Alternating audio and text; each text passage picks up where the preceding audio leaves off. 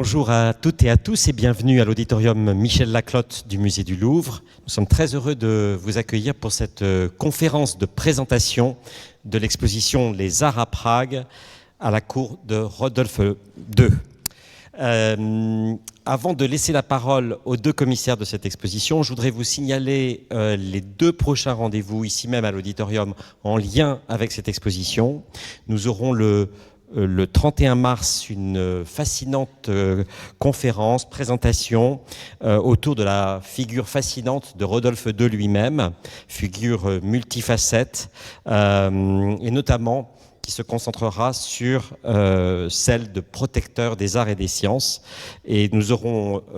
sur cette même scène le grand plaisir d'accueillir Paulus Rainer du Kunsthistorisches Museum de Vienne, qui sera ici même en présence de Philippe Malguir. Et le 7 avril, nous nous intéresserons plus particulièrement à une personnalité scientifique absolument révolutionnaire qu'a été l'astronome Johannes Kepler.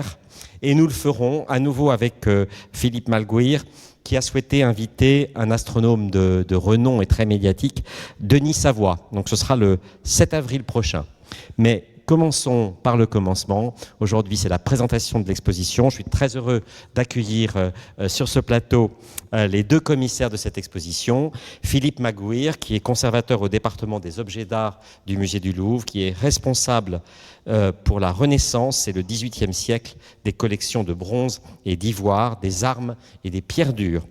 Et Olivia Saviatier, qui est conservateur en chef du patrimoine, qui a rejoint le département des arts graphiques du Musée du Louvre en 2012. Elle est adjointe au directeur du département des arts graphiques et elle est chargée plus particulièrement des écoles du Nord et du suivi des restaurations. Philippe et Olivia, merci de nous faire cette présentation de cette magnifique exposition qui est dans nos murs jusqu'au 30 juin prochain. Merci à toutes et à tous. Merci de votre présence pour que nous puissions vous présenter, Olivia et moi-même, cette exposition que nous avons conçue. Exposition qui est née dans le cadre d'un partenariat avec d'abord la Galerie nationale de Prague, puis plus généralement les musées pragois, mais exposition qui ne sera présentée qu'à Paris, parce que quelquefois cette annonce du partenariat laissait penser qu'elle serait itinérante, ce qui n'est pas le cas. Nous avons choisi d'évoquer un sujet qui n'est peut-être pas très le plus familier, disons, au public français, celui de la cour de Rodolphe II à Prague, donc cet empereur qui règne à la toute fin du XVIe siècle, au début du XVIIe siècle, jusqu'à sa mort donc en 1612. Une cour qui est malgré tout connue par tous les amateurs d'art, qu'ils aient voyagé à Prague ou qu'ils soient allés à Vienne, où sont aujourd'hui les collections impériales, ou qu'ils aient fait de l'histoire de l'art, et associés plutôt à des grands artistes du maniérisme nordique, allemand en particulier, qui ont travaillé pour lui. Mais ce n'est pas cet aspect-là, finalement, plus connu ou relativement mieux connu, et souvent associé à la personnalité mélancolique, neurasthénique, ou je vous passe tous les diagnostics rétrospectifs qui ont été faits sur le malheureux Rodolphe, mais sur un aspect peut-être plus novateur dans l'historiographie, et aussi plus novateur par sa nature intrinsèque, comme vous allez le voir, c'est-à-dire une relation avec la réalité, avec la vérité des choses naturelles et une nouvelle manière de s'y confronter. Donc c'est l'angle que nous avons choisi de traiter dans ce sujet évidemment beaucoup plus large et beaucoup plus complexe qui est l'histoire de l'art à la cour de Rodolphe II, donc pendant les 40 années, enfin un peu plus de 30 ans de son règne. Alors vous verrez tout à l'heure une vue du château de Prague. C'était juste un petit point parce qu'il y a comme une espèce de difficulté, évidemment, à comprendre la réalité de ce que c'est le château de Prague. Le château de Prague, c'est le quartier du château. Donc c'est une forteresse médiévale qui contient une partie de la ville qui est fortifiée, qui est un peu d'ailleurs,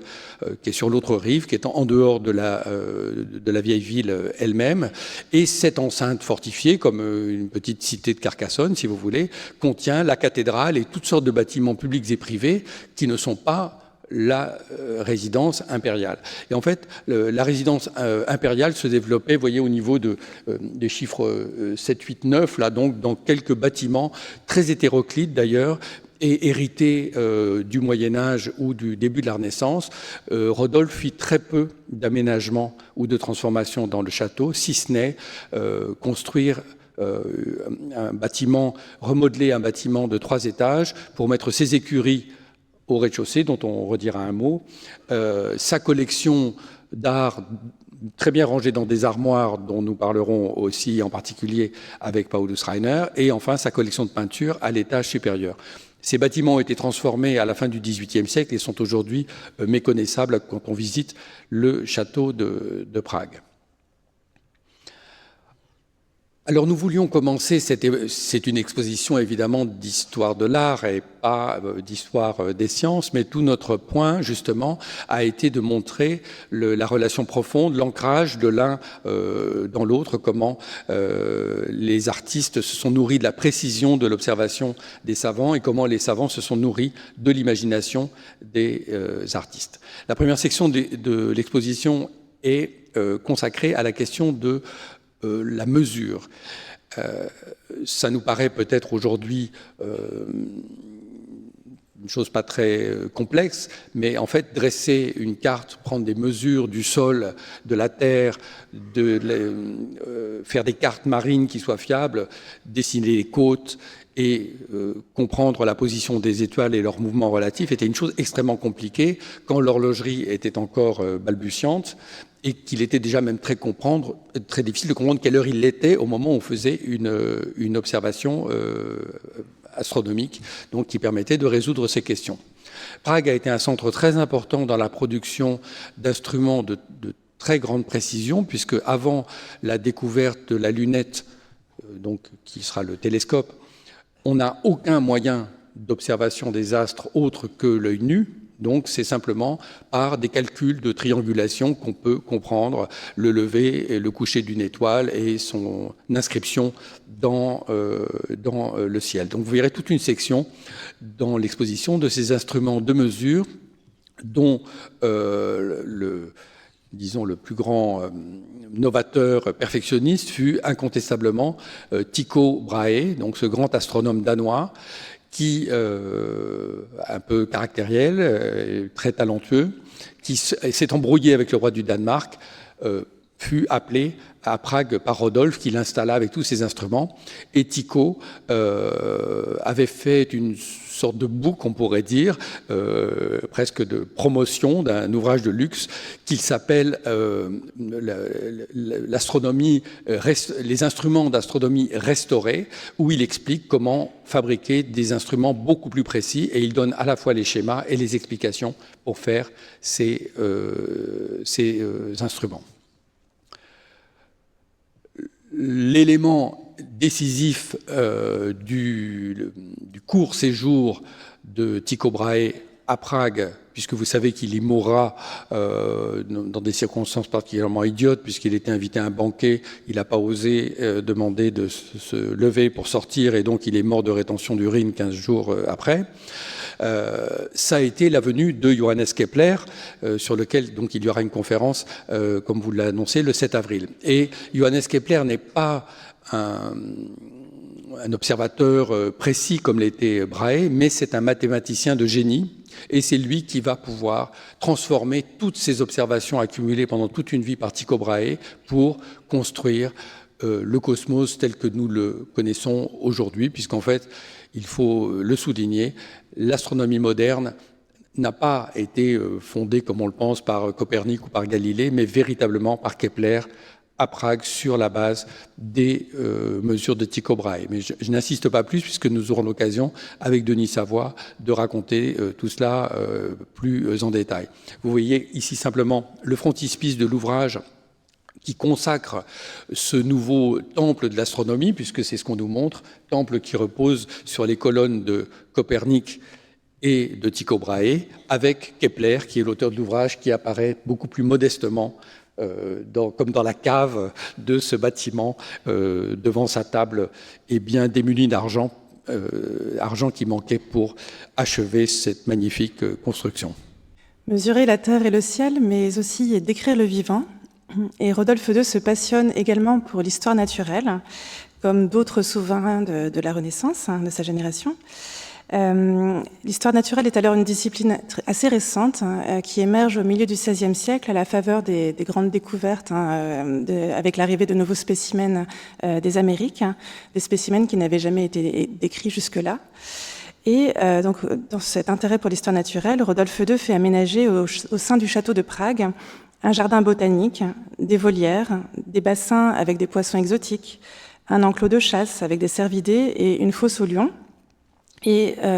en complément de ces collections vivantes, en quelque sorte, il collectionne dans sa Kunstkammer un vaste ensemble de naturalia, à la fois des minéraux, des fossiles, des pièces botaniques comme des herbiers, des éléments zoologiques comme des spécimens empaillés, des squelettes, des cornes, des dents, des coquillages, des coraux. Et en outre, Rodolphe II appelle à sa cour de grands savants, le plus célèbre étant Anselme de Both, qui est médecin de cour puis médecin personnel de l'empereur à partir de 1604. Il est resté célèbre en tant que minéralogiste puisqu'il publie à Prague un traité intitulé donc L'histoire des gemmes et des pierres, qui s'est imposé pendant plus de 100 ans comme l'ouvrage de référence en minéralogie. Et Anselme de Both, comme la plupart des naturalistes, à Prague se constitue une collection d'aquarelles zoologiques et botaniques dont nous présentons dans l'exposition l'un des 12 volumes qui sont conservés aujourd'hui à Amsterdam. Ce sont des représentations très précises qui ont pour vocation de servir de support à la connaissance, donc pour pouvoir distinguer, nommer, identifier les différentes espèces. Et ce sont aussi des aquarelles qui servent d'outils de communication au sein de la communauté scientifique. Anselme de Both fait appel à un artiste spécialisé pour obtenir plus de planches, mais il en peint certains lui-même, comme cette simple rose trémière, une plante tout à fait commune, il signe cette planche. Et on sait que de Both était ami avec Daniel Froschel, dont on va reparler. Daniel Froschel était un miniaturiste impérial, et c'est également le rédacteur de l'inventaire de la Kunstkammer. Et c'est peut-être lui qui a appris à son ami l'art de l'aquarelle. Alors, certes, la collection d'aquarelles de plantes et d'animaux de Rodolphe II se veut un outil d'étude, donc à l'exemple de celle d'Anselme de Both, mais bien sûr, par son ambition scientifique, par sa qualité et aussi par son ampleur, elle est sans commune mesure avec les collections des naturalistes. La collection de Rodolphe II rassemble à la fois des œuvres qui sont produites à Prague pour l'empereur par des artistes qui travaillent pour lui, comme Hans Hofmann ou Daniel Froschel, mais aussi des œuvres antérieures qui sont achetées par l'empereur pour la Kunstkammer. Et évidemment, donc les plus célèbres sont les aquarelles de Dürer, aujourd'hui conservées à l'Albertina, dont le lièvre. Donc avec de telles aquarelles, Dürer avait donné au début du XVIe siècle leur lettre de noblesse à ses études d'après-nature, avec cette observation très attentive du réel, très fidèle, très objective, et en même temps avec une exécution virtuose qui est fièrement revendiquée par le monogramme que Dürer pose sous ce lièvre. Ces dessins de Dürer ont été achetés à la famille Imhof de Nuremberg grâce à l'intermédiaire de Hans Hofmann, que Rodolphe II appelle à la cour en 1585, car Hans Hofmann s'était fait justement une réputation à Nuremberg en tant que copiste et imitateur de Dürer, et il a surtout copié les dessins de la collection Hofmann, dont ce lièvre, qu'il a déjà copié plusieurs fois donc, quand il était à Nuremberg dans la collection Hofmann. Et parmi les nombreuses copies du lièvre de Dürer par Hoffmann, il y a 3 importantes compositions, dont celle qui est présentée dans cette exposition, qui place ce lièvre de Dürer dans une composition plus vaste, avec un environnement naturel qui est décrit avec une grande exactitude, une grande précision botanique. Et donc Hoffmann revendique ainsi 2 maîtres, la nature, mais aussi un artiste qui a regardé la nature, à savoir Dürer. Et il transforme ce qui, chez Dürer, était une simple étude destinée à rester dans l'atelier en une pièce de collection de grand format, sur parchemin, soigneusement achevée, qui correspond d'ailleurs au goût de Rodolphe II lui-même, puisque en 1585, Rodolphe II acquiert à grands frais une variante de cette composition, aujourd'hui conservée au Getty et peinte sur bois. De même, Rodolphe II acquiert pour une somme élevée les 4 éléments de Joris Hofnagel, probablement quelques années après l'entrée de Joris Hofnagel au service de l'empereur en 1591. Ce manuscrit avait été peint dans les années antérieures par l'artiste anversois, et il comporte plus de 300 miniatures d'animaux qui sont classées en 4 volumes selon les 4 éléments, donc le feu pour les insectes, la terre pour les quadrupèdes et les reptiles, l'eau pour les poissons et l'air pour les oiseaux. La plupart de ces miniatures sont toujours reliées aujourd'hui dans ces 4 volumes qui sont conservés à la National Gallery de Washington, mais une trentaine d'entre eux ont été distraits avant le milieu du XVIIIe siècle et on a pu en rassembler dans l'exposition 6 qui proviennent des collections de Prague, de Berlin et du Louvre. Par cette ambition encyclopédique, cette œuvre peut être considérée comme un équivalent artistique, un pendant artistique du traité de Konrad Gessner, le traité de l'histoire des animaux, qui date des années 1550 et qui s'impose très vite comme l'ouvrage de référence en matière de zoologie. Et vous voyez que Joris Hofnagel puise largement des modèles dans les illustrations de cet ouvrage, comme pour ce poisson globe au centre de la composition. Hofnagel ajoute, là c'est un détail un peu trop petit pour le voir à l'écran, mais il ajoute de petits numéros à l'encre orange au-dessus des poissons, et on suppose qu'il avait prévu ou il a rédigé un volume de légende, en tout cas qui ne nous est pas parvenu, mais on sait que Hofnagel avait des connaissances assez précises en histoire naturelle, car dans son inventaire de la Kunstkammer, Daniel Fröschel précise qu'au numéro 230 et 231, les noms latins des poissons ont été donnés par Joris Hofnagel. Et c'est surtout en tant qu'entomologiste que Joris Hofnagel est réputé. Il appartient à un cercle d'humanistes qui sont fascinés par les insectes, par leur capacité de reproduction rapide, par leurs nombreuses métamorphoses. Et contrairement aux autres animaux pour lesquels il reprend des modèles dans les traités d'histoire naturelle, pour les insectes, Hofnagel les observe lui-même. Et de nombreux manuscrits enluminés par Hofnagel, que ce soit les 4 éléments ou d'autres manuscrits, mettent en scène des insectes à taille réelle, entourés de fleurs.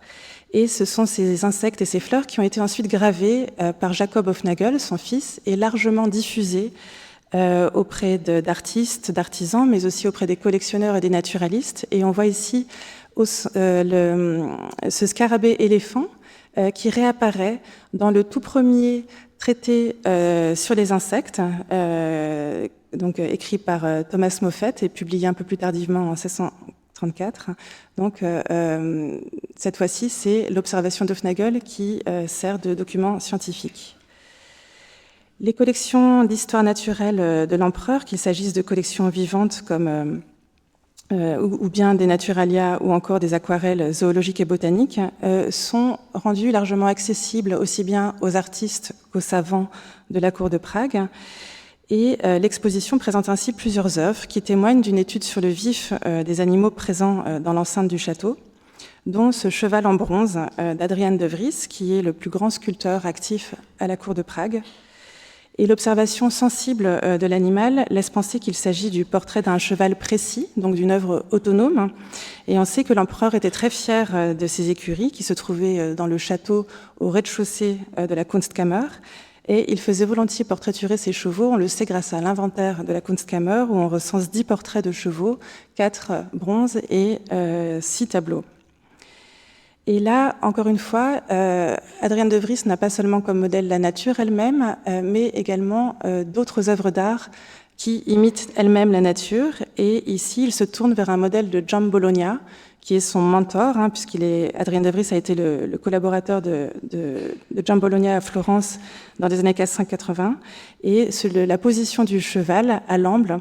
est en fait aussi une citation du monument équestre de Cosme Ier installé sur la place de la Seigneurie à Florence. La deuxième partie de l'exposition explore la vision de la nature qui prévaut à la cour de Rodolphe II. La vision de la nature, c'est la vision du cosmos, de la création. Et c'est une vision qu'on peut qualifier de pansophique. Pansophique car elle est caractérisée par une soif de connaissance universelle. Et dans cette vision, tout est relié à tout. Donc les savants considèrent que tout élément observé dans la nature renvoie à quelque chose sur un autre plan et il peut être lu comme un signe. Et donc la nature parle dans un langage secret qu'il convient de déchiffrer pour révéler l'ordre du monde voulu par son créateur. Et ce mode de pensée correspond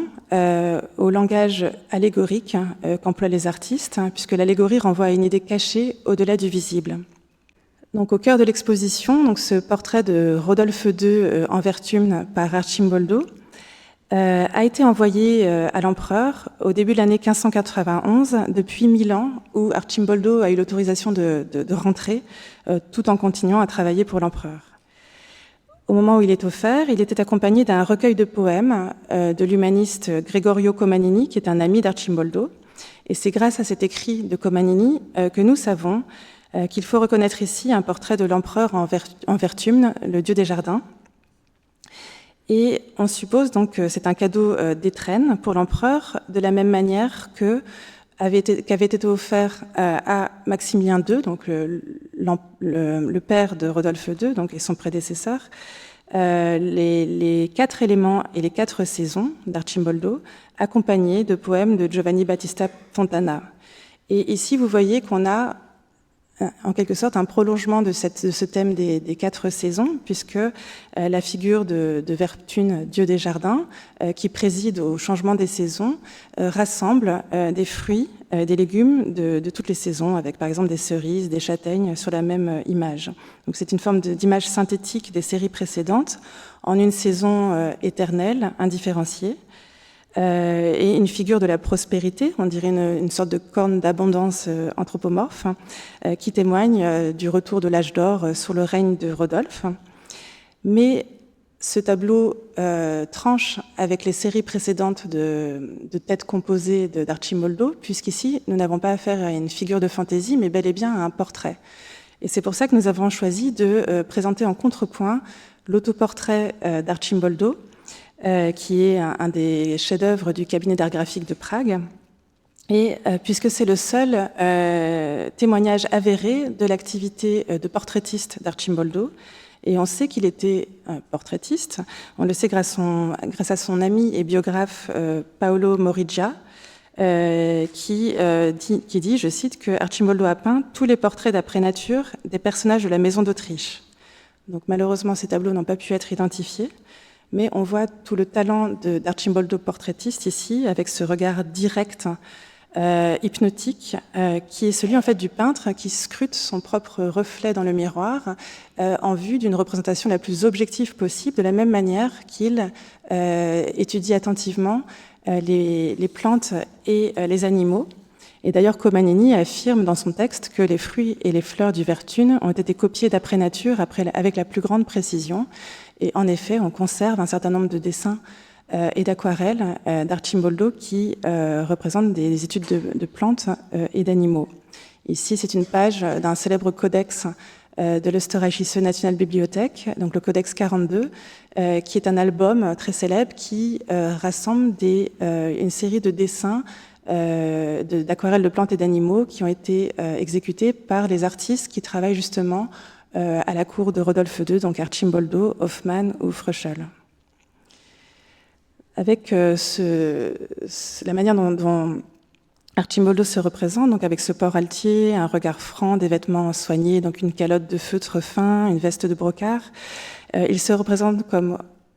courtisan, comme aristocrate, puisqu'il est d'extraction noble. Et d'ailleurs, 1 an après la réception de son portrait en Werptune, Rodolphe II décide d'accorder à Arcimboldo le titre de comte palatin.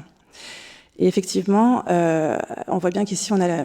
une prétention intellectuelle de la part d'Arcimboldo, qui n'était pas seulement peintre et concepteur de décors pour les fêtes impériales, mais aussi un expert mandaté par l'empereur pour acquérir des œuvres pour la Kunstkammer, un poète et un théoricien qui a développé notamment des recherches pour associer les couleurs et les intervalles musicaux. Et la gravité de cet autoportrait contraste avec le rire et l'amusement que peuvent provoquer d'abord les têtes composées. Et ça nous rappelle l'injonction de Gregorio Comagnini dans son poème, je cite, « Mais reprends ton sérieux, concentre-toi ». Et effectivement, il s'agit d'une plaisanterie sérieuse, puisque la laideur du Werptune peut provoquer le rire, mais en fait, très vite, le spectateur s'émerveille face à l'habilité du peintre qui a su cacher quelque chose de sublime sous cet extérieur laid. Et je cite à nouveau Comagnini, « Superbe, au ciel je me dresse et suis presque un silène. De dehors je semble un monstre, et dedans, les traits de l'âme, royale image, je cache. » Donc la référence à Silène, c'est la référence au banquet de Platon qu'Érasme au XVIe siècle a popularisé comme le Silène d'Alcibiade. C'est cette comparaison qu'Alcibiade fait, puisqu'il compare Solène à un Silène, à un satyre, et s'étonne que la laideur physique de Socrate cache la beauté divine de son âme. La miniature du printemps de Dufnagel qui a été choisie pour l'affiche et pour la couverture du catalogue appartient à une série qui associe les âges de la vie humaine aux 4 saisons. Donc c'est un thème très fréquent dans l'art des anciens Pays-Bas au XVIe siècle, mais il était jusque-là, les saisons étaient présentées comme des allégories ou comme des scènes de genre, et pour la première fois, Hufnagel associe les saisons aux plantes et aux animaux, et donc souligne les profondes analogies et les correspondances qui existent entre les règnes végétaux, animaux et humains. De telles miniatures étaient des pièces de collection qui étaient destinées à être sorties de leurs étuis et des armoires où elles étaient rangées pour être contemplées de manière rapprochée. Et c'est en regardant ces œuvres de près qu'on peut s'apercevoir que Joris Hufnagel a utilisé de véritables ailes de papillon, comme l'a montré une étude menée par Ariane de la Chapelle du département des arts graphiques du musée du Louvre dans le cadre de la préparation de cette exposition. Et donc c'est le premier peintre connu à employer cette technique qu'on appelle la lépidochromie, qui consiste à presser les ailes de papillon sur une feuille de parchemin pour y déposer les écailles colorées qui se détachent de la membrane transparente de l'aile. Et ensuite, l'artiste complète les franges des ailes et le corps de l'insecte à la plume, et il se joue de cette fusion entre l'art et la réalité, pour inciter le spectateur justement à ne pas juger trop rapidement, mais à mener un examen minutieux. Nicolas Pfaff est un artiste dont nous savons peu de choses en dehors des œuvres qu'il a produites pour Rodolphe II, et il est mentionné à une dizaine de reprises dans l'inventaire de la Kunstkammer comme l'auteur d'objets en ivoire, en ambre et en cornes de rhinocéros. Et ce relief de Lyon est le seul ivoire connu de Nicolas Pfaff, le seul relief en ivoire, pardon. Donc, vous voyez ici la figure de Danaé recevant la pluie d'or, et contrairement à la tradition iconographique, Danaé ne lève pas la tête en direction de la pluie d'or, mais regarde les 2 pièces qui vont tomber entre ses cuisses et engendrer Persée. Donc, c'est un processus de fécondation de Danaé par Jupiter transformé en pluie d'or, auquel fait écho, comme l'a fait remarquer Philippe Malguir dans le catalogue de l'exposition, la petite souris qui est placée sous le lit, et que donc Philippe Malguir a rapproché d'un passage des Hieroglyphica, donc les hiéroglyphes de Piero Valeriano, qui rapporte que selon Aristote, la souris devient gravide en mangeant du sel. Donc le mythe peut aussi symboliser une réalité naturelle, une question d'histoire naturelle qui préoccupe beaucoup les savants, c'est-à-dire celle de l'origine de la fécondité de la vie. Et à l'époque, les savants considèrent que Dieu a doté la nature d'une substance séminale, appelée sperme ou semence, qui lui permet de se régénérer. Alors, parmi toutes ce foisonnement en fait de possibles que donne cette observation attentive de la nature, vous avez vu observation qui est tout de suite, on a envie de dire, métabolisée en œuvre d'art, en symbole, en choses signifiantes. Il fallait accorder une place tout de même à cette question ce que nous avons appelé les sciences qui n'en sont plus, c'est-à-dire des formes de savoir qui sont aujourd'hui considérées comme relevant de la superstition, mais qui, à l'époque, sont encore investies d'un degré de vérité que ne possèdent aujourd'hui que les sciences dites exactes ou sciences naturelles telles qu'on les entend. Parmi ces sciences se trouve évidemment l'astrologie, qui est indissociable alors de l'astronomie, puisque l'importance des objets que l'astronomie considère, leur prévalence dans notre environnement, fait qu'il est presque impossible d'imaginer que ces corps célestes n'aient pas une influence ou une autre sur la vie humaine. Il en va de même d'autres disciplines que nous évoquons plus que nous traitons dans l'exposition, telle l'alchimie, j'en dirai un mot tout à l'heure, qui est une science, l'alchimie existait avant, mais la chimie, qui est juste une manière différente d'écrire l'alchimie au XVIe siècle, connaît un développement moderne grâce au médecin Paracels, et c'est sur la base des concepts de Paracels qu'une nouvelle médecine et une nouvelle chimie se développent au cours du XVIe siècle. Parmi ces composantes de ces sciences que l'on a disqualifiées se trouve aussi ce qu'on appelait la magie naturelle. La magie naturelle, c'est simplement le fait que les choses qui ne s'expliquent pas dans la nature doivent avoir une cause. Et en fait, le nom est absolument paradoxal, puisqu'en fait, la magie naturelle s'attachait à comprendre les causes des choses qui paraissent mystérieuses. Donc, en fait, à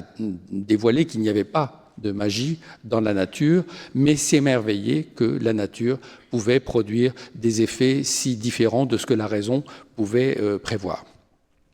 Alors, comme l'a dit Olivia, ce foisonnement, cette enquête générale, en quelque sorte, était basée sur l'idée qui a été abandonnée, finalement, je ne sais pas si elle était fausse, mais de penser qu'en observant presque n'importe quel phénomène qui participait à ce grand tout qui devait obéir à une logique unitaire, eh bien, on pouvait percer les secrets de cette logique. Le travail de la science à partir de la génération suivante, ça a été de couper les phénomènes en toutes petites tranches et de dire les gens ne s'occupent que de si, comme dans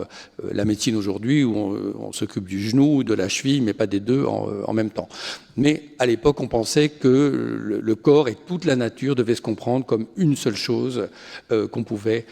appréhender dans sa globalité.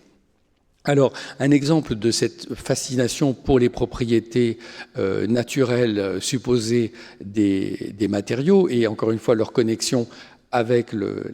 l'histoire naturelle naissante, c'est la corne de rhinocéros. Donc, vous voyez ici dans une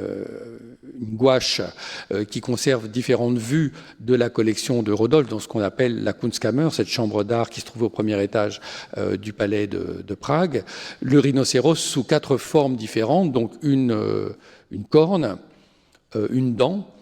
un morceau de sa cuirasse et un objet transformé. Donc, vous voyez toutes les étapes du fragment et des métamorphoses aussi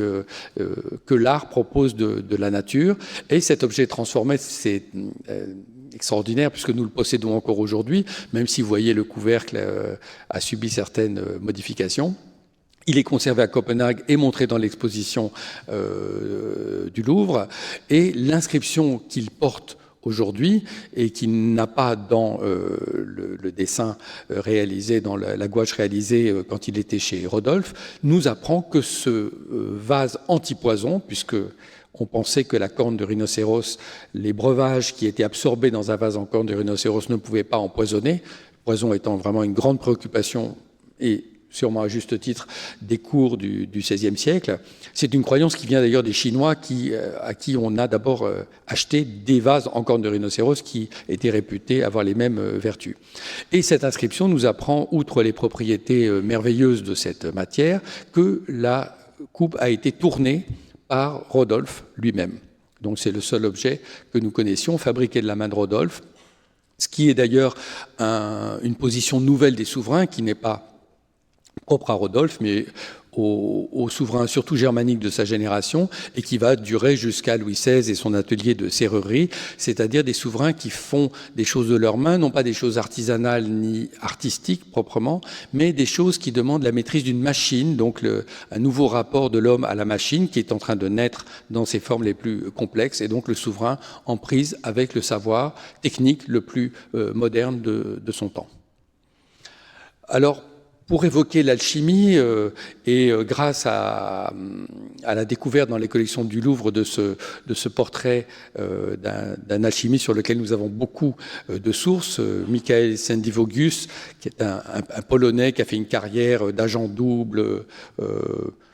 plus ou moins escroc sûrement, mais qui a quand même très bien tiré son épingle du jeu, puisque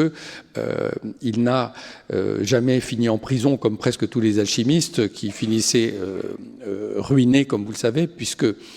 il faut peut-être le rappeler, le principe de l'alchimie repose très grossièrement sur la croyance qu'il y a au cœur de la matière un principe quintessentiel, donc auquel, par des processus de raffinement, de distillation successive, on peut parvenir, et que ce principe incorruptible et quintessentiel de la nature permettrait,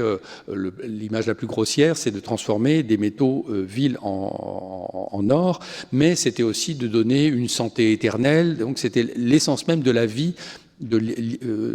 l'immortalité, de l'absence de changement dans la nature. Et il se trouve que pour produire cette essence, cette teinture, comme on l'appelle dans les traités, eh bien, il faut beaucoup d'or, parce que l'or terrestre n'est pas pur comme l'est cet or quintessentiel qu'il faut essayer d'obtenir. Donc en fait, loin d'obtenir de l'or, eh bien, l'alchimie en consommait beaucoup. Sendivogius est peut-être l'un, et sûrement même le seul,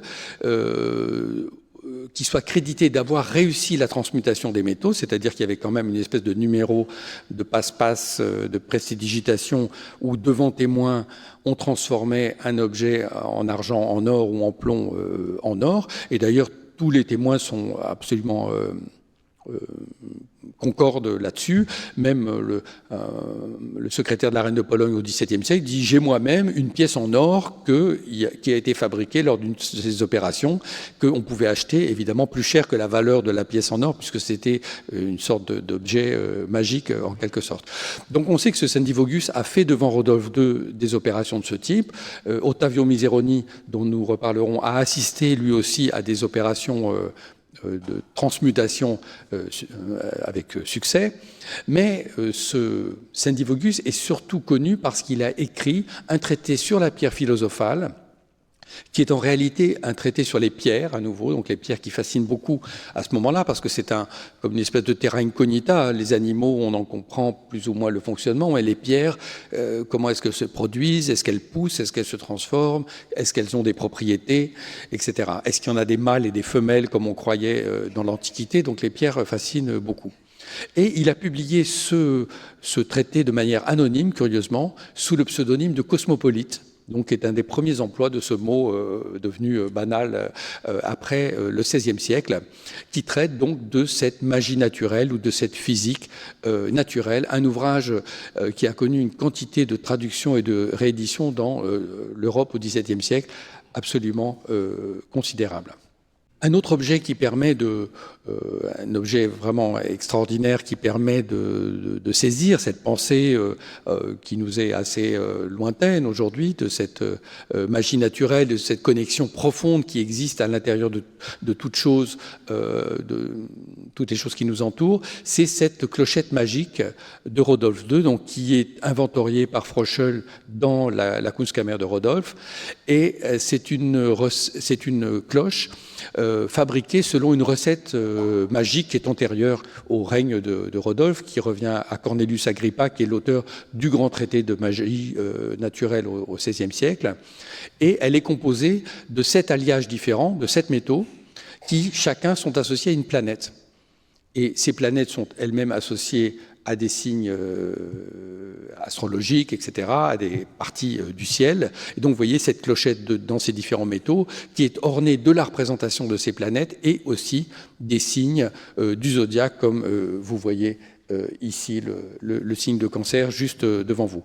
Par parenthèse, Rodolphe était du signe du Cancer, mais il faisait semblant d'être Capricorne parce que comme l'empereur Auguste était Capricorne et que peut-être Cancer c'était pas terrible pour des raisons qui nous échappent, donc il avait choisi de corriger cette erreur astrale puisqu'il fallait avoir un ciel qui corresponde à sa destinée, évidemment, pour corroborer le bon fonctionnement de l'astrologie. Et donc cette clochette, qui est aussi enrichie de fausses inscriptions hébraïques et de toutes sortes de décors kabbalistiques, était supposée, par son son, le son qu'elle produit, ce petit tintement, devait avoir quelque chose avec l'harmonie des sphères, c'est-à-dire la manière musicale dont le cosmos était organisé selon des proportions régulières, comme le son objectivement, d'ailleurs dans la musique, c'est une réalité physique. Eh bien, on pensait que, en fabriquant, on pouvait fabriquer un instrument en utilisant les propriétés naturelles des matériaux que la nature elle-même reconnaîtrait comme émettant des signes qui émanaient d'elle-même, et donc certaines créatures invisibles ou spirituelles pouvaient être suscitées grâce à cette clochette. Ce panorama que nous avons fait dans cette deuxième section montre un peu un état du savoir qui est assez consensuel. Ce qui se passe à Prague à ce moment-là n'est pas spécifique à Prague, que ce soit cet intérêt pour les sciences qu'on appelle occultes aujourd'hui, toute cette allégorisation de la nature. En revanche, toute la dernière partie de l'exposition est dévolue justement à ce qu'il y a de plus nouveau dans ce milieu intellectuel et artistique pragois. Et nous avons voulu débuter cette section par quelques vues de Prague. Alors, ce qui est extraordinaire, c'est que quand la science a perçu que la qualité de résultat que donnait l'observation rigoureuse, quand Tycho Brahe puis Kepler se sont rendus compte qu'en fait non, tout ce qu'on avait mesuré depuis l'Antiquité était faux et qu'on pouvait le vérifier soi-même en regardant attentivement, qu'on pouvait dessiner tous ces insectes et toutes ces plantes, les différencier, les séparer, les nommer, eh bien les artistes ont commencé à dessiner, j'allais dire n'importe quoi, mais en tout cas des choses qu'ils n'avaient jamais pensé à dessiner avant, puisque ce qui fondait l'objet du dessin, c'était le sujet, c'est-à-dire qu'on décidait de représenter quelque chose qui était en soi déjà une chose intéressante. Et là, on voit un retournement vraiment extrêmement important et fondateur de la modernité, c'est-à-dire que l'artiste peut regarder absolument n'importe quoi et décider que cette chose qu'il a décidée remarquable devient un objet pittoresque, et Olivia reviendra sur cette notion de pittoresque, c'est-à-dire propre à la peinture, propre à la représentation. Mais le pittoresque ne naît pas de la scène, il naît évidemment du regard porté par l'artiste, qui choisit par exemple Roland de Savary, dont Olivia nous reparlera, qui choisit de poser une feuille sur ses genoux et de se mettre dans ce coin assez boueux de Prague au pied du pont, avec des maisons tout à fait quelconques, donc c'est pittoresque pour nous, mais au XVIe siècle, c'est vraiment un endroit qui en plus sûrement ne sentait pas très bon. En tout cas, c'est ce que racontent les voyageurs de Prague au XVIe siècle. Et on peut mettre ces images très, très immédiates, très spontanées, et qui ne naissent pas d'un désir d'œuvre de commande, mais qui reflète simplement, c'est comme si on était dans l'œil des artistes qui se mettent à regarder des choses qu'ils ne voyaient pas jusque-là et d'attirer notre attention sur elles. Elles ont aussi immédiatement été utilisées dans d'autres œuvres. Par exemple, vous verrez d'autres œuvres de Giovanni Castrucci et son atelier. Donc c'est un Florentin que Rodolphe fait venir à Prague pour faire des objets en commesso de pierre dure. Commesso, ça veut dire en assemblage, en marqueterie de pierre. C'était une technique très nouvelle au XVIe siècle, et les Castrucci père et fils sont les inventeurs d'une nouvelle forme de cette technique qui consiste à créer des paysages, comme vous le voyez, en utilisant surtout déjà tout ce que les pierres contiennent d'images naturellement. Donc on joue sur 2 plans, c'est-à-dire que l'art imite une vue de la nature, mais en fait dans cette vue de la nature, on utilise des pierres qui, elles, imitent naturellement déjà la couleur du ciel, la couleur de la rivière avec des taches dedans, les frondaisons toutes mouchetées, et on va essayer presque d'utiliser les pierres les plus grandes possibles jusqu'à rendre l'image presque invraisemblable. Vous voyez, on ne cherche pas à nous tromper par la perspective, c'est très irréel, mais l'émerveillement provient du décalage qu'il y a évidemment entre la réalité de cette image ou son ambition de vérité et la réalité encore plus forte de ces pierres qui s'imposent à nous. Ces pierres provenaient en plus de Bohême, donc c'était des pierres presque sur lesquelles on marchait, que sous Rodolphe on a commencé à prospecter, dont on a découvert la beauté, et donc c'est aussi une manière de montrer cette richesse du territoire en les transformant en tableaux. Et donc cette œuvre qui est présentée au public pour la première fois dans le contexte d'un musée, elle paraît très irréelle et en fait elle est fondée sur une vue très précise, comme le montre un dessin de Savary. Donc c'est quand on sort du château de Prague, encore aujourd'hui on peut avoir une idée de cette vue. Il y a le palais Schwarzenberg et une espèce de contrefort, vous voyez, puisqu'on est à flanc de colline, un mur de soutènement qu'on reconnaît entre le dessin et la marqueterie de pierre. Donc cette chose qui paraît très irréelle est en fait une vue très arbitraire et pas du tout intéressante, entre guillemets, du château de Prague. Alors, le plus grand, j'allais dire, poète des pierres, c'est incontestablement Ottavio Miseroni, qui est d'une dynastie de lapidaires milanais, le plus jeune de la famille, que l'on décide d'envoyer à Prague quand Rodolphe II demande l'envoi d'un artiste. Évidemment, on ne va pas faire partir le chef d'atelier qui fait tourner la boutique, en quelque sorte, mais on envoie le cadet qui, dans un premier temps, se contente de servir d'intermédiaire et produit des choses dans le style de Milan et s'en affranchira, comme nous allons voir. Mais auparavant, pour mieux comprendre ces vases de Miseroni, je voudrais revenir sur Nicolas Pfaff, le sculpteur qui a fait le relief de Danaé avec la souris. C'est un artiste très étonnant dont on connaît peut-être moins d'une dizaine d'œuvres, la plupart grâce aux inventaires de la collection de Rodolphe. On est très heureux de montrer ici une grande coupe en corne de rhinocéros, donc aussi un vase à boire qui vient certainement de la collection de Rodolphe. Et vous voyez ce jeu d'imitations multiples, puisque c'est un vase en corne, on voit très bien la forme de la corne de l'animal, mais dans lequel on a sculpté 3 figures de satyresses, donc des femmes qui sont moitié des chèvres, avec des pattes de bouc, donc qui sont déjà des créatures mythiques, mais des créatures plus entre l'animal et l'homme, en quelque sorte, et ces créatures elles-mêmes sont en train de se métamorphoser en autre chose, en levant les bras, comme Daphné quand elle se métamorphose en laurier, mais au lieu de se métamorphoser en laurier, il se métamorphose en corail, donc qui est ce qu'on croyait être un petit arbre pétrifié par le pouvoir pétrifiant de la mer, donc qui est une plante qui devient une pierre en quelque sorte. Donc vous voyez la corne qui représente ces gens mi-animaux qui eux-mêmes se transforment en végétal qui devient une pierre. Toute cette interpénétration des règnes entre eux. Et pour en rajouter encore une couche ou une dimension de plaisir dans la contemplation de cette œuvre, eh bien,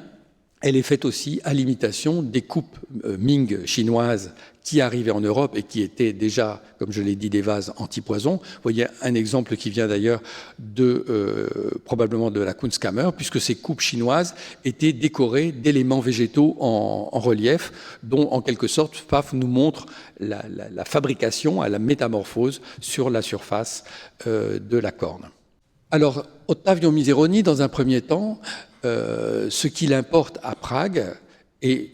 il va travailler beaucoup dans ces pierres de Bohême qu'ont utilisées les Castrucci, des pierres avec beaucoup de taches, des pierres très irrégulières, alors que les ateliers italiens ont toujours préféré les pierres les plus pures, avec la couleur la plus pure possible. Vous voyez le lapis, le cristal de roche, des pierres très uniformes. Et il va, au départ, surtout être dans la tradition fondée par son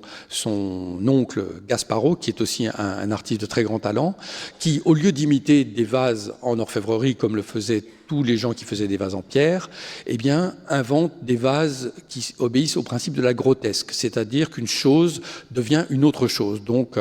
une tête de dragon devient un coquillage, une volute, ou, comme dans le vase du Louvre, vous voyez cette espèce de feuille de nénuphar, un peu qui n'a pas de forme précise, devient encore une sorte de murex, et finalement, il y a une tête de dragon qui apparaît au bout. Donc, c'est un monde de métamorphose, tout à fait, d'ailleurs, proche des créations de Pfaff. Mais Ottavio s'affranchit bientôt de ces modèles encore qui imitent quelque chose de la nature, qui combinent des formes naturelles dans la pierre, pour proposer quelque chose de plus, un saut absolument vertigineux, puisqu'il dote la pierre elle-même des attributs des choses vivantes. Les choses vivantes sont marquées par le changement, puisque quand ça ne change plus, on peut dire que c'est mort, à tous les points de vue. Et justement, de montrer que la pierre, dont on pensait d'ailleurs que les pierres croissaient, qu'elles pouvaient grandir, que si même on attendait un certain temps, un diamant deviendrait plus gros. Donc on pensait que les pierres avaient cette capacité en elles-mêmes, comme l'a dit Olivia, de se multiplier et de grandir. Eh bien, c'est ce qu'il évoque dans ce vase très étonnant, fait dans une agate de Bohême, puisque vous voyez que la forme de ce vase, qui est un petit peu comme une espèce de betterave ou de je ne sais quoi, qui est un petit peu indéfinissable, eh bien, l'orfèvre a dû s'y adapter, l'orfèvre qui travaille avec Ottavio Miseroni, en épousant, vous voyez, la forme irrégulière de ce vase, comme si c'était une chose qui avait poussé d'elle-même, comme un coquillage, en fait, et auquel l'art du monteur, l'art de l'orfèvre, doit s'adapter, comme s'il y avait une espèce de vie mystérieuse, silencieuse, à l'intérieur de ces pierres qui faisait qu'elles poussaient toutes seules. Le chef-d'œuvre d'Ottavio, c'est cette grande nef qu'il a offerte pour célébrer les 20 ans de sa présence au service de Rodolphe, où il restera d'ailleurs jusqu'à la fin de sa vie. Donc, vous la découvrirez, donc un espèce de grand mollusque qui flotte très mystérieusement entre deux eaux, dont on ne comprend pas tellement ni ce que c'est, ni ce que ça devient, et qui est taillé dans une pierre absolument fascinante. Il faudra regarder à l'intérieur quand vous irez voir l'exposition. Un des acteurs clés de ce passage entre l'observation de la nature et l'art, et vous allez voir son importance pour les peintres qui sont à la cour, ce n'est pas un dessinateur professionnel en quelque sorte, ni un peintre paysagiste, c'est un orfèvre. Paulus van Vianen, qui est un orfèvre hollandais d'Utrecht, qui a fait toute une carrière avant d'arriver à Prague, et qui, à Prague, va produire des objets absolument extraordinaires, uniquement en ciselure sur de l'argent, c'est-à-dire en renonçant à la dorure, aux incrustations de perles, aux émaux, à tout ce qui fait la splendeur de l'orfèvrerie de la Renaissance. Donc l'argent, c'est ce qu'il y a de plus pauvre, hein, puisque c'est quand même la vaisselle finalement la plus courante.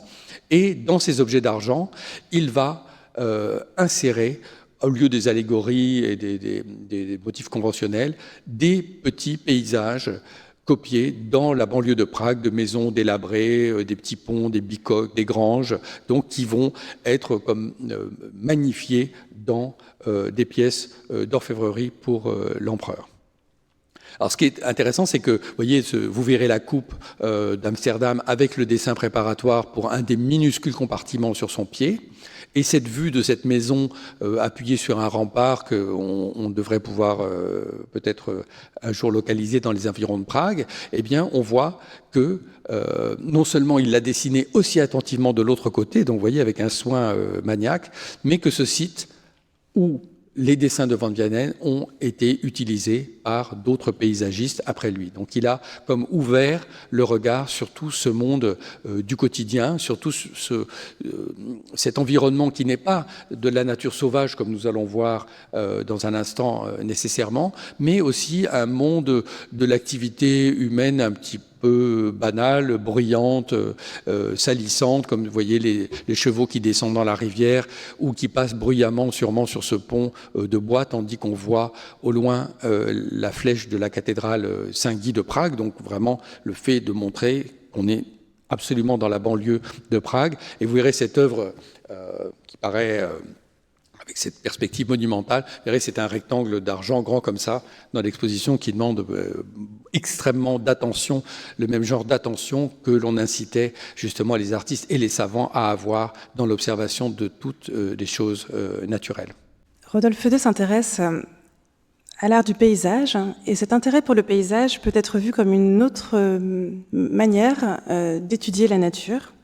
un autre aspect de sa curiosité pour la nature. Et Rodolphe invite à Prague des spécialistes du paysage, et les meilleurs spécialistes du paysage à l'époque, ce sont les artistes des anciens Pays-Bas.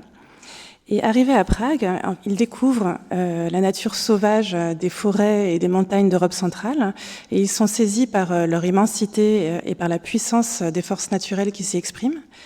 Et donc, au sein des différents centres artistiques européens, l'art du paysage à Prague se distingue par ses motifs caractéristiques des régions montagneuses avec des conifères mêlés aux feuillus, comme ici à gauche, de larges souches d'arbres arrachées ou des torrents, des rochers, comme vous voyez à droite. Et le premier artiste à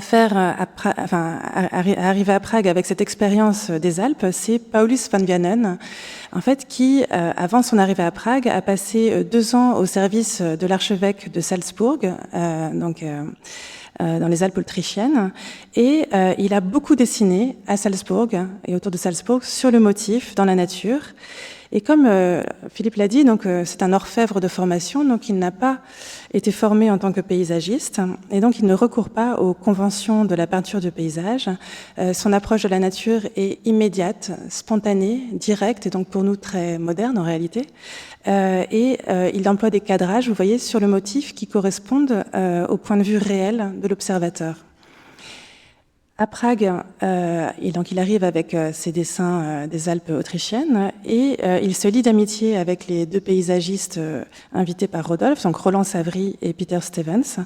et il les entraîne pour dessiner sur le motif à Prague, mais aussi autour de Prague, pour dessiner en plein air. Et ce célèbre dessin de Berlin, qui malheureusement n'a pas pu être prêté pour l'exposition, est un rare témoignage de cette pratique collective du dessin en plein air, qui est une nouveauté, qui se développe vers 1600 également aux Pays-Bas, au même moment, mais qui n'apparaît nulle part aussi fréquemment que dans les dessins des artistes pragois. Et cette représentation du dessinateur en plein air est une manière de revendiquer l'authenticité de la représentation, la fidélité au réel. Et donc les dessins, on l'a vu, donc apportés par Paulus van Vianen son séjour à Salzbourg, font une très forte impression sur Savary et sur Stevens. Et vous voyez ici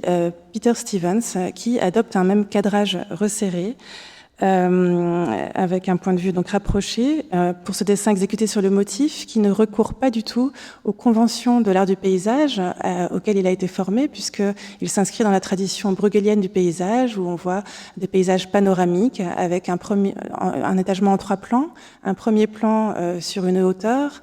qui conduit l'œil avec une grande diagonale qui descend vers les lointains. Donc rien de tel ici, une approche beaucoup plus immédiate, et Stevens va ici même jusqu'à imiter la technique particulière très raffinée de Paulus van Vianen, qui associe de larges aplats au lavis avec une plume très très fine qui vient ciseler les détails. Ce cadrage resserré qu'on a vu sur des dessins exécutés en plein air, on le retrouve aussi sur les œuvres achevées, les paysages terminés, les œuvres en soi, donc qui sont soit des tableaux, comme ici avec le tableau de Prague, soit des dessins qui sont destinés à être gravés. Et ce point de vue rapproché sur un coin de nature sauvage donne une impression de proximité, d'immédiateté, et le spectateur se retrouve comme plongé au milieu de la nature et il ressent la puissance de cette nature qui s'exprime dans des motifs remarquables, qui sont récurrents, comme donc des torrents, ici il y a un arbre arraché, les racines apparentes, des souches d'arbres cassés, des cascades, des pics rocheux. Et tous ces motifs, en fait, sont considérés comme pittoresque. Et donc pittoresque, c'est un terme qui aujourd'hui nous est très familier, mais en réalité il n'est diffusé qu'à la fin du XVIIe siècle en italien et ensuite en français et en anglais. En fait, le terme de pittoresque apparaît pour la première fois en néerlandais, schilderachtig, sous la plume de Karel van Mander en 1604, et il désigne justement ces objets de la curiosité visuelle des peintres dans la nature.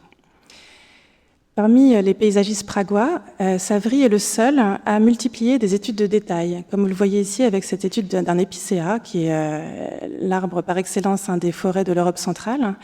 Il dessine souvent en format vertical, avec la sanguine et la pierre noire,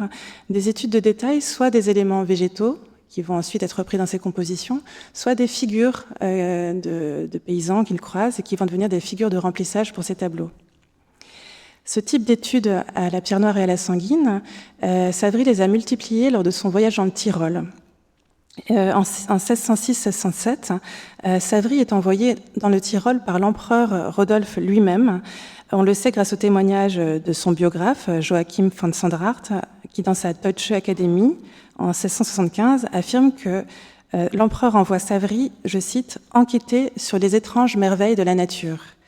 Donc les merveilles ici, le terme de merveille désigne les phénomènes naturels qui échappent à notre compréhension. Et on voit ici que Rodolphe s'intéresse à la peinture de paysage non seulement comme une forme d'art, mais aussi comme une manière d'étudier la nature. Et ce motif particulier, c'est celui de la cascade, est intéressant puisque Savary est le tout premier artiste à représenter les cascades de montagne, à estimer que c'est un sujet pour la peinture. Il est en quelque sorte l'inventeur de ce motif et il répond en cela à une invitation formulée à nouveau par Karel van Mander, ce peintre et biographe qui, en 1604, dans son poème didactique « Principe et fondement de l'art noble et libre de la peinture », écrit, je cite, « Regardez comment là, les pierres pendent au rocher de cette cascade, comme des stalactites de glace, couvertes de mousse verte et décousues sans ordre. Le courant, comme ivre, une fois descendu par des chemins détournés, dégringole, dévale, décline l'exemple des serpents. Voyez comment poussent ici ces sapins et comment ceux-là sont tombés. Qui aurait pu même le rêver ? Donc la nature dépasse même l'imagination. Qui aurait pu rêver cela ? Et donc c'est pourquoi Karel van Mander encourage les jeunes peintres à parcourir les montagnes et à ouvrir les yeux. Et c'est précisément ce que fait Savary dans le Tyrol. Les paysagistes pragois s'intéressent également à la géologie et donc là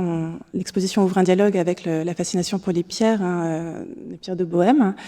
Ici donc ce sont les formations géologiques des falaises calcaires autour de Prague qui ont intéressé Savary sur le grand dessin du Louvre que vous voyez ici à droite. Roland Savary insère dans sa composition la figure du dessinateur au premier plan, qui est ici un petit peu paradoxal, puisqu'on voit bien que cet immense dessin extrêmement soigné, extrêmement achevé, savamment composé en 3 plans, n'a pas été exécuté sur le motif, comme celui qui précède. Donc c'est une pièce de collection très sophistiquée, mais la présence de ce petit dessinateur est là pour témoigner de la qualité documentaire de l'image qui, voilà, l'artiste a effectivement étudié ces formations géologiques des alentours de Prague. J'ai placé donc en vis-à-vis un dessin de Bruegel pour rappeler que ces artistes ont toujours 2 modèles en tête, donc non seulement la nature elle-même, mais aussi d'autres artistes qui, avant eux, ont observé la nature. Et ici, c'est Bruegel l'Ancien, qui, 50 ans avant Savary, a fait cette expérience des Alpes. Lorsqu'il s'est rendu en Italie, il a été saisi par l'immensité des Alpes. Et le choix d'imiter ici la technique de dessin de Bruegel n'est pas anodin. Bruegel était un artiste qui est extrêmement recherché par les collectionneurs à l'époque, en particulier par Rodolphe II, qui avait réuni une des plus belles collections de tableaux de Bruegel l'Ancien à Prague. Paulus van Vianen, lui aussi, s'intéresse donc à l'étude des formations géologiques, mais cette fois-ci, il se tourne vers le modèle de Dürer, on le voit, avec ce paysage rocheux des collections de l'Albertina qui vient très vraisemblablement de la collection de Rodolphe II et que Paulus van Vianen a pu étudier dans les collections de l'empereur. Et on voit ici qu'il privilégie un dessin principalement à la plume, ce qui n'est pas une technique majoritaire habituellement chez lui, mais ici qui s'inspire en fait de l'exemple de Dürer et qui convient très bien pour détailler les formations rocheuses. Nous avons souhaité terminer l'exposition par 2 tableaux de Savary, dans des genres picturaux qui sont promis à une grande popularité au XVIIe siècle, à savoir la peinture de fleurs et la peinture d'animaux sur chevalet, qui connaissent de grands développements dans l'art flamand et hollandais, avec toujours pour nous cette idée de placer le foyer pragois, non pas au crépuscule de la Renaissance, comme on l'a souvent fait, mais plutôt à l'aube de la modernité. Roland Savary s'est formé à Amsterdam auprès de son frère, Jacob, qui peignait déjà, lui, des compositions florales, des paysages et des sujets animaliers. Mais Roland Savary va transposer ces sujets sur chevalet, et il peint en 1603, juste avant son départ pour Prague, le tout premier tableau de chevalet signé de l'art des anciens Pays-Bas qui représente un bouquet de fleurs. C'est le tableau d'Utrecht. Et dans l'exposition, nous montrons, donc, en présentant le tableau de Lille, que l'artiste continue à peindre de tels sujets quand il est à Prague, et il puise largement dans la collection de Rodolphe II pour des motifs de fleurs et d'insectes. Et dans le tableau de Lille, la coexistence de fleurs en bouton, de fleurs épanouies et fanées, a bien sûr une valeur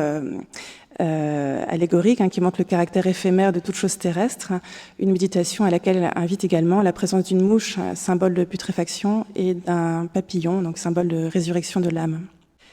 À Prague, Savary a beaucoup dessiné sur le vif, à la pierre noire, les animaux des ménageries, des enclos et des écuries impériales. Et il a gardé tous ces dessins et il puise dans ses feuilles de répertoire pour composer de vastes assemblées d'animaux dans un paysage, ce type de composition pour lequel il est resté célèbre, qu'il a commencé à peindre à Prague et qu'il a encore développé après son retour aux Pays-Bas, donc comme l'œuvre qui est présentée dans l'exposition. Savary a peint pas moins de 23 tableaux sur le thème d'Orphée charmant les animaux. Voilà, donc c'est une toute petite figure ici à l'arrière-plan. Voilà, vous irez vous amuser à la repérer dans l'exposition. Orphée, donc avec cette musique de sa lyre, incite les bêtes sauvages et les animaux domestiques à une coexistence pacifique. Et ce thème a été notamment popularisé par Karel van Mander, encore lui, qui en 1604 donc, fait des commentaires des Métamorphoses d'Ovide et décrit comment Orphée cherche, par sa musique, à éduquer les animaux auxquels van Mander prête des caractéristiques humaines. Et nous terminons avec ce tableau, car tout au long de son règne, Rodolphe II s'est lui aussi efforcé de maintenir la paix dans l'Empire, en suivant une ligne modérée, déjà défendue par son père Maximilien II, une ligne de conciliation, mais qui est de plus en plus difficile à maintenir donc au tournant du siècle, à une époque où les antagonismes religieux vont croissant. Et en 1657, le poète allemand Sigmund von Birken rend un hommage à cet effort de pacification de Rodolphe II. Je cite : « Les 37 ans de son règne ne furent qu'un âge d'or pacifique, année de joie et de prospérité, au cours desquelles l'Empire, ruiné et décharné par les guerres précédentes, put se rétablir et se reposer. Pendant celui-ci, sa cour fut un véritable sanctuaire des muses, le séjour des savants et des artistes, et principalement celui des peintres et des astronomes, qui avaient en cet empereur non seulement un protecteur très clément, mais aussi un compagnon versé dans les arts. C'est pourquoi vous le voyez là, dans ce petit pré, assis près du chevalet, et à côté de lui se tient un peintre avec son pinceau et sa palette. » C'est sur cette image que nous souhaitons terminer la conférence, celle de l'empereur assis près du peintre dans un pré, s'employant tel Orphée à pacifier les esprits par le charme qu'opèrent l'harmonie et la beauté.